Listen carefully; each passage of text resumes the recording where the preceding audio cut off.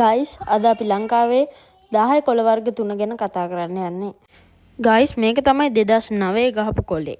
ඒකේ ඉස්සරහා ඇත්තු දෙන්නෙක් වගේම ලස්සන පැටර්න්ස් තියෙනවා. මේක තමයි 2009 මහින්ද රාජපක්ෂ ගහපු කොලේ.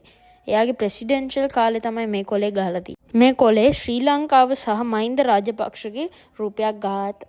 මේ 10 කොලේ 2018 ගහපු කොලයක්.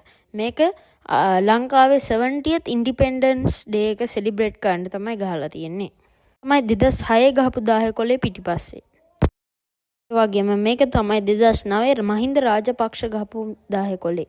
70th ඉන්ඩිපෙන්ඩන්ස් ඩේ එකට ගහපු එක නම් කිසි ස්පෙෂලිටි එකක් නැහැ. දැන් තියෙන එකම තමයි. මේක තමයි 2009 මහින්ද රාජපක්ෂ ගහපු කොලේ හයිලයිට්ස්.